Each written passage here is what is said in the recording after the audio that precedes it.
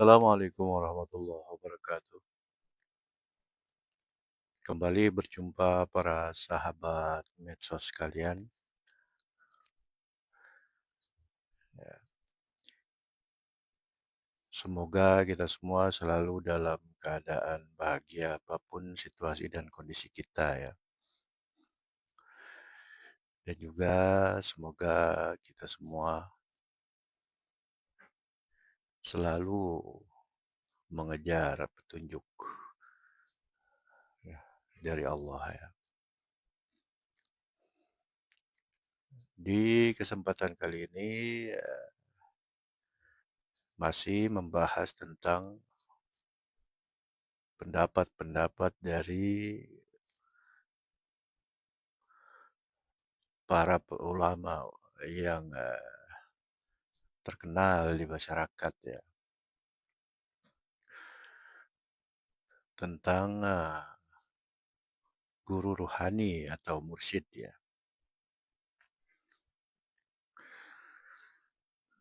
Nah, ulama-ulama yang dikenal di masyarakat ini banyak juga ulama-ulama yang sepertinya kontroversi. Ya, tapi apapun itu ya nggak ada salahnya untuk kita pelajari ya. Kalau kemarin sudah kita buka pendapat dari Al-Hallaj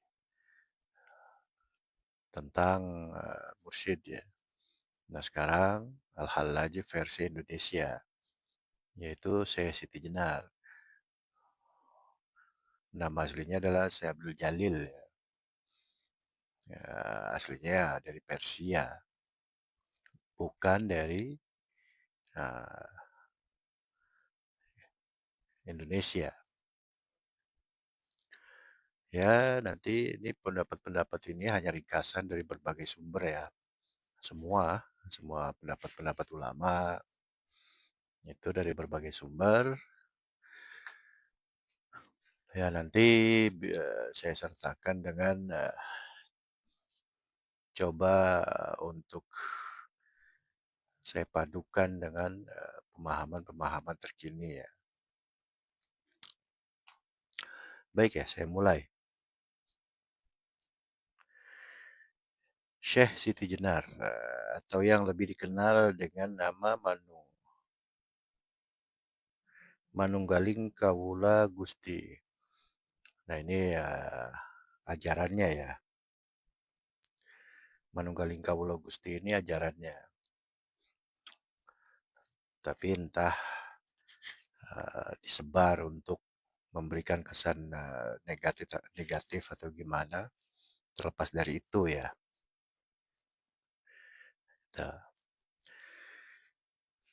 Nah, saya lanjutkan.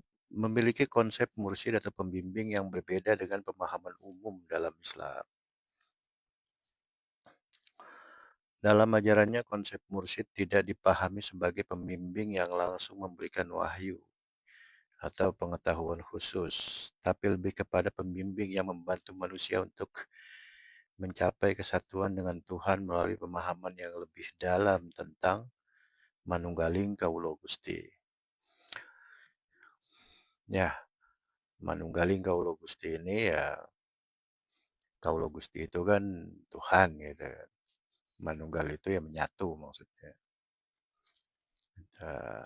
Itu bahasa Jawa ya. Kalau bahasa Arabnya wahdatul wujud gitu. Menyatu antara Tuhan dengan manusia. Ya sedikit coba saya paparkan dengan teori emanasi sebenarnya. Kalau untuk dipahami bahwa manusia itu menyatu dengan Tuhan, sebenarnya terlalu berlebihan ya. Tapi konsep-konsep itu ada Nah, biasanya kalau konsep itu judulnya apa? Kan judul itu singkat ya.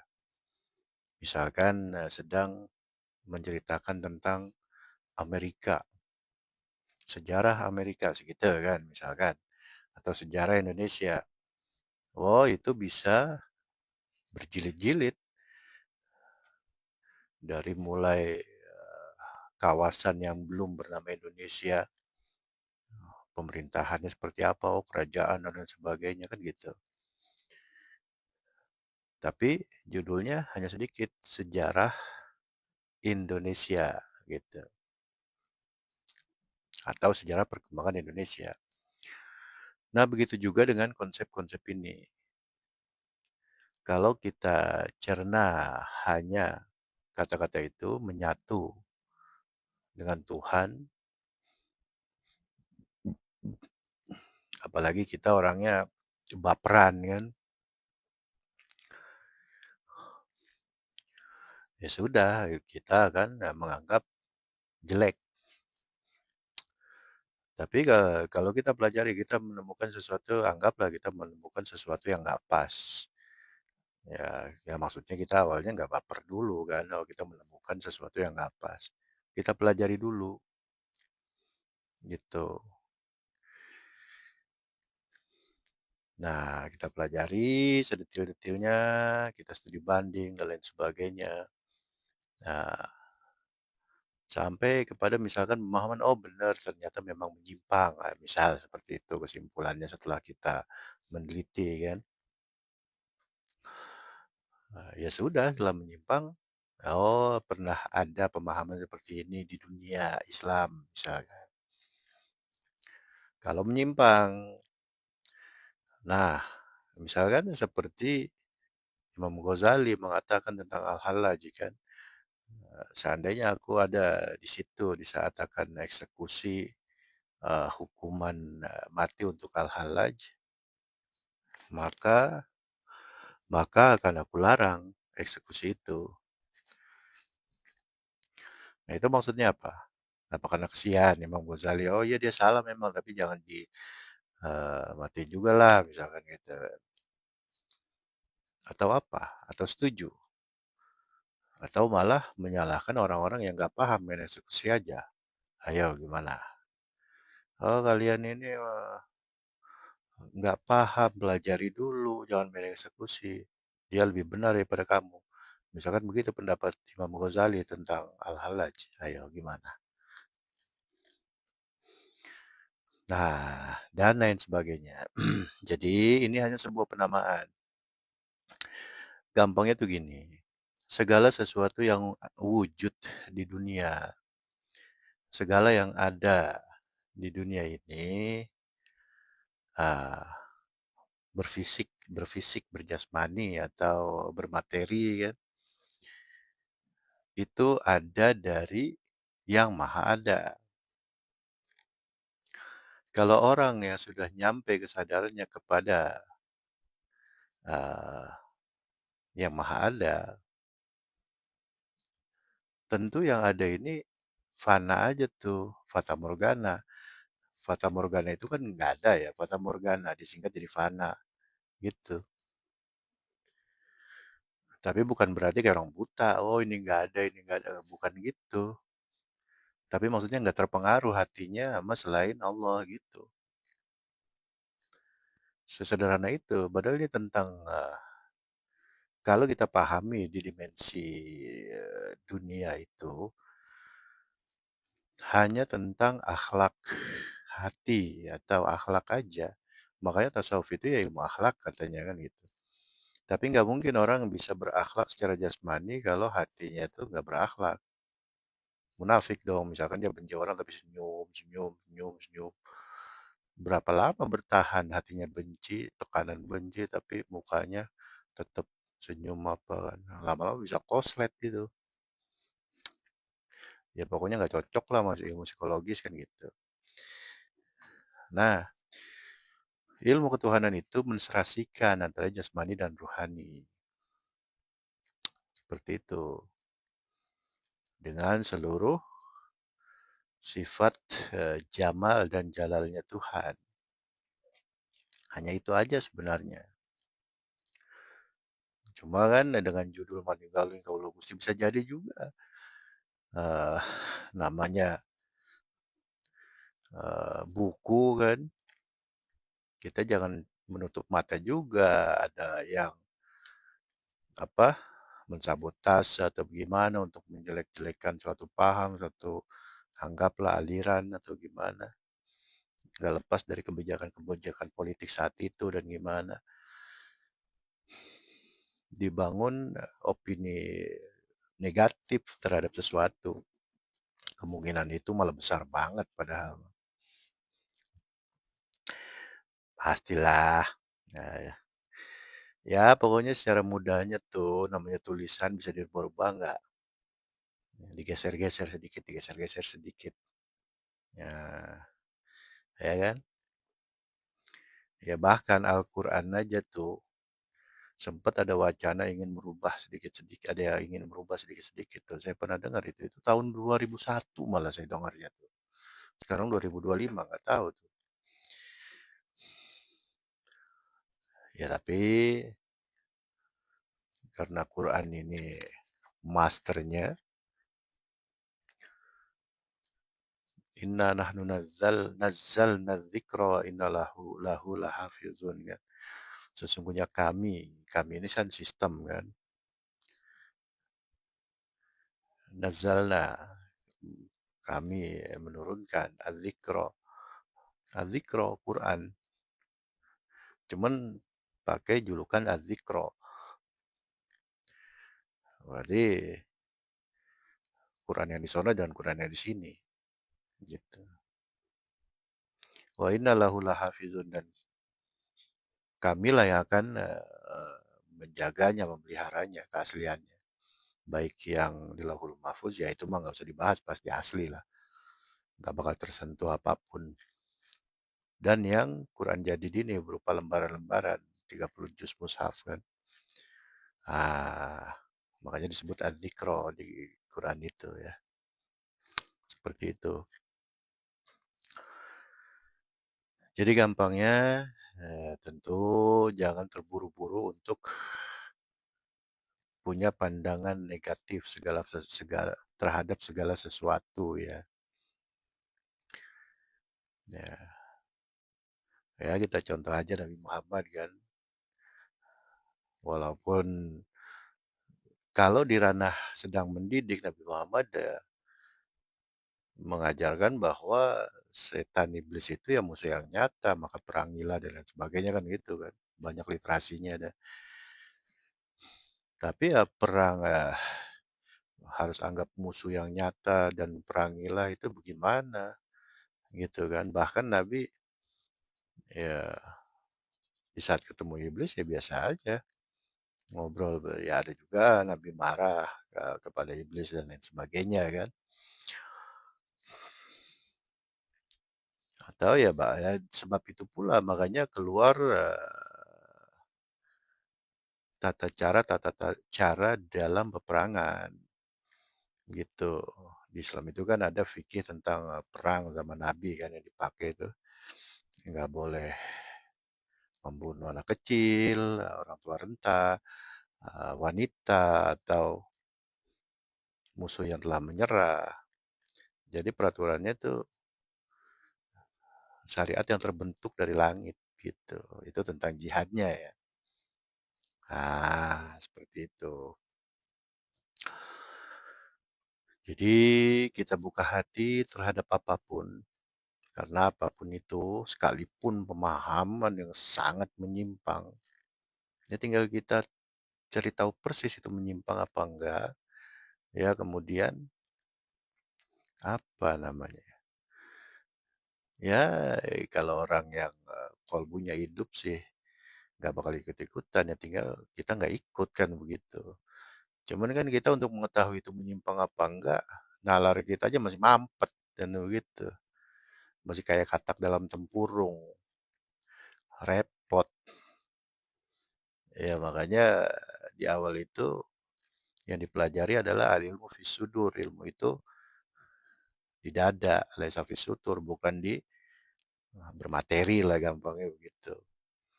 non materi ilmu itu, ilmu nurun, ilmu itu cahaya, oh, dan seterusnya kan. Ya, kita itu dulu yang kita garap sampai nyata gitu. Nah, dari situ baru kita tuh sampai kepada uh, taraktu fikum amro ini. Aku tinggalkan pada kalian itu dua perkara. Inta masaktum bihimalan tadilah apabila kalian berpegang kepada keduanya, maka tidak akan tersesat abada selamanya. Apa itu? Kitab Allah. Kitab Allah. Itu nur kitabnya, kitab kodimnya. Jadi ruh membaca kitab kodim, gaib membaca gaib. Gitu maksudnya. Kemudian wasunnata rasulih dan kesukaan dari utusan. Sunnah itu ya ada dua kan. Kalau sunnah hablum minallah, ibadah kepada Allah, sudah sangat dipatenkan oleh Nabi Muhammad kan. Gitu. Seperti itulah cara beribadah kepada Allah, berhubungan kepada Allah. Ya, sholat, zakat, puasa, haji, dan sebagainya macam-macam kan, baca Quran apa segala macam. Nah, untuk hablum minannas atau sosial, hubungan kita, keteraturan kita dengan lingkungan, lingkungan kita, bahkan dengan diri kita, nah itu fleksibel, berubah-ubah gitu. Ya Rasul nggak wafat, bisa membuktikan itu Rasul nggak wafat. Ya seperti itu kan. Nabi Muhammadnya wafat, Rasulnya nggak wafat, waris kan ada makanya waris. Gitu coy. Baik ya saya lanjutkan ya. Nah, jadi agak panjang karena warna-warni pemahaman di masyarakat ya, terutama yang menganggap negatif itu banyak. Ya nggak apa-apa, saya nggak ada kepentingan dengan itu. Tapi ya saya mencoba menyampaikan jalan tengah, berusaha menyampaikan jalan tengahnya seperti itu. Ya, nah ini menariknya eh, konsep ini luar biasa ya. Saya bacakan ulang ya. Tadi sudah selesai tentang Manunggaling Kaulo Gusti. Nah sekarang konsep mursyid ya, konsep mursyidnya ya, menurut Syekh Abdul Jalil atau Syekh Siti Jenar.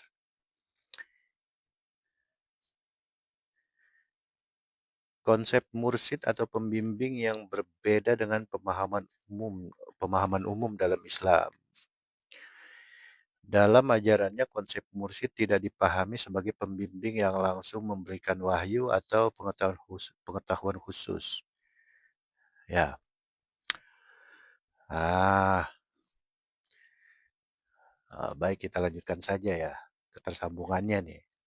Akan tetapi lebih kepada pembimbing yang membantu untuk mencapai kesatuan dengan Tuhan melalui pemahaman yang lebih dalam tentang Manunggaling Kaulo Gusti. Sebenarnya nggak ke situ.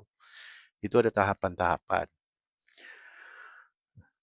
Jadi gini, uh, sama kayak misalkan kita diajarin untuk bisa bawa motor. Ini kemudian yang ngajarin kita itu nggak hanya ngasih tahu cara-caranya tuh. Sama masak juga begitu kan. Selebihnya jadi banyak praktek gitu loh maksudnya. Sama kayak Nabi Musa dengan Nabi Khidir. Hanya dikasih tahu cara-caranya untuk mendapatkan ilmu yang lebih gaib lagi, yang lebih luhur lagi. Nah, ketika akan mulai berjalan berdua tuh Nabi Khidir dengan Nabi Musa, ya itu disampaikan di situ cara-caranya.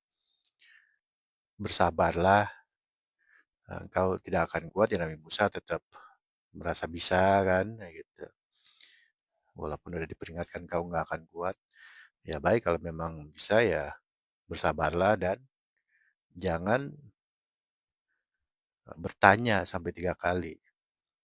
Ikuti saja gitu, jangan protes gitu. Itu maksudnya ya kita belajar motor nih sama orang. Kita lihat dia tentu harus kita lihat dulu kan. Ya, ini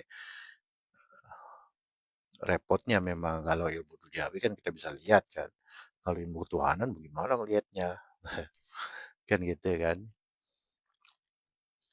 Orang kita lihat orang bisa naik motor lancar gitu kan, bagus, apik, hebat lah gitu. Kita minta ajarin sama dia. Kemudian dia hanya menyampaikan, oh ini caranya, ya, ini gasnya, ini remnya, ini cara ngidupinnya. Apabila ntar lagi bawa motor mati, ini cara ngidupinnya begini dan lain sebagainya. Dikasih tahu item-itemnya aja tuh, part-partnya aja tuh. Selebihnya ya bergerak sendiri. Kita yang belajar motor ini akan masuk dimensi bisa itu tuh luar biasa, melewati teori-teori tadi, melewati clue-clue tadi itu, item-item tadi kita lewati itu.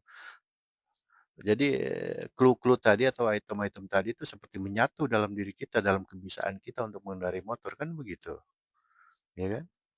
Tiba-tiba bisa jalan, nggak kebayang tadi roda dua, sebelumnya kita nggak kebayang bisa bawa motor roda dua seimbang gitu.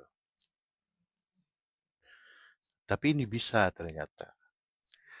Oh, ntar kita nemu teori sendiri tuh, dapat ilham lah gitu. Oh, ternyata untuk seimbang, eh, jangan terlalu berhenti lama gitu kan. Apabila mau berhenti agak jalan sedikit, jadi dia nggak jatuh kan gitu kan. Kalau berhenti lama ya tentu dia akan jatuh ke kanan atau ke kiri. Ke kiri lah rata-rata kan. Maka kita akan turunin kaki seperti lampu merah misalkan gitu kan. Nah, itu sensasi-sensasi yang kita dapat dari tahu clue-cluenya tadi tentang belajar kendaraan, ya selebihnya kita praktek saja. Nah, itu maksudnya praktek. Di sini dikatakan oleh Siti Jenar, konsep mursyid tidak dipahami sebagai pembimbing yang langsung memberikan wahyu. Ya iya, belajar motor yang nggak mungkin diboncengin terus gitu kan. Bawa aja motor itu juga bisa sendiri. Si pembimbing ini yang ngajarin kita motor itu hanya mengawasi aja tuh. Ya, kita ntar jatuh atau gimana. Itu kan hal biasa dalam belajar kan. Gitu. Atau pengetahuan khusus. Ya tidak sampai dalam-dalam banget. Hanya ngasih clue-cluenya aja sama kayak tadi ya, orang ngajarin kita gitu bisa motor, ini gasnya, ini remnya, ini cara nyalain atau hidupin motornya, eee, bahkan sampai lebih detail lagi, ini apa, ukuran bensinnya misalkan, yang digital itu tinggal berapa kotak, kalau udah kedip-kedip tinggal satu kotak tuh, kalau udah kedip-kedip ya harus isi bensin. Biar nanti kalau mati, kita yang nggak tahu apa-apa tentang motor mengira rusak, koslet motornya, rusak total kan gitu. Biar kita kita kita nggak mengira begitu. Nah, dan lain sebagainya kan. Hanya itu clue-cluenya aja. Selebihnya kita tahu sendiri masuk ke dimensi bisa motor gitu ya. Kan tanpa diajari selebihnya kan.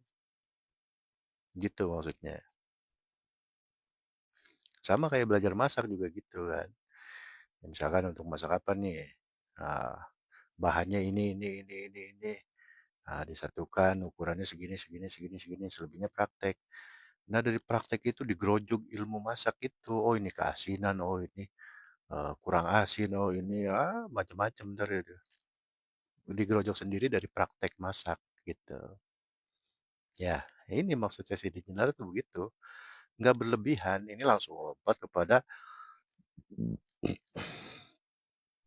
pembimbing yang membantu manusia untuk mencapai kesatuan dengan Tuhan. Ya kalau kita pahami, tuh kaget kita kan, waduh, menyatu gitu kan. Ya sejadi saya Siti Jenar memang vokal kan gitu kan. Diberi ya kalau udah seperti ini biasanya memang diberi apa bahasanya ya. Kalau memang sudah sampai beneran itu ya memang Allah sendiri yang nyuruh gitu.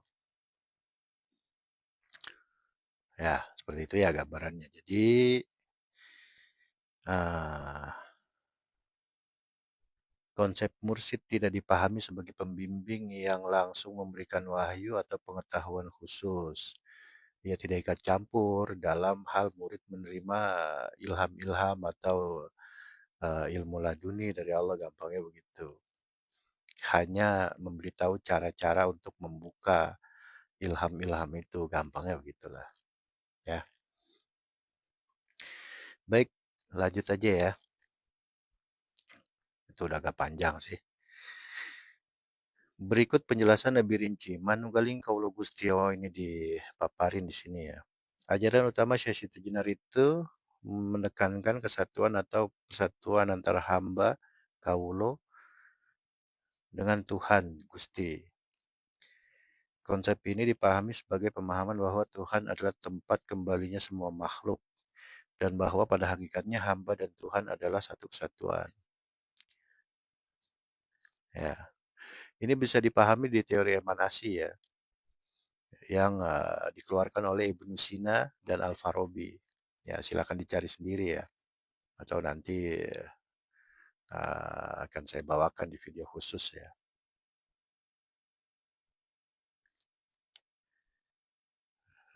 Konsep ini dipahami sebagai pemahaman bahwa Tuhan adalah tempat kembalinya. Iya, Tuhan tempat kembali, tapi ini ekstrimnya memang hamba dan Tuhan adalah satu kesatuan. Ya, di masyarakat sangat nggak populer sekali ini. Tapi apakah begitu kembali? Ya begitu memang. Ruh kita gitu. Ruh kita dari siapa? Dari Allah. Gimana? Ditiupkan. Bagian dari Allah kan? Ya begitulah pokoknya, ya kan? Heeh. Harus terbelalak ya kan? Ya saya lanjutkan ya. Mursyid sebagai pembimbing. Dalam konteks ajaran ini, mursyid bukan berarti guru yang memberikan wahyu atau pengetahuan khusus, ya sudah tadi ya. Tetapi lebih kepada pembimbing yang membantu manusia untuk memahami dan merasakan kesatuan tersebut. Ya, dikasih clue-cluenya aja, ntar juga paham sendiri gitu maksudnya. Mursyid akan membantu umatnya untuk menghilangkan ego dan kesombongan ya, termasuk itu syarat-syaratnya ya. Serta untuk terus mendekatkan diri kepada Tuhan ya, tujuan akhir. Baik, selanjutnya. Perbedaan dengan mursyid umum. Konsep mursyid dalam ajaran Syekh Siti Jenar berbeda dengan konsep mursyid dalam tarekat Islam pada umumnya, di mana mursyid dipandang sebagai pembimbing yang memberikan wahyu atau pengetahuan khusus kepada muridnya. Tarekat itu bertingkat-tingkat ya, gitu. Ya, segitu aja dulu clue-nya lah ya. Baik, saya lanjutkan ya.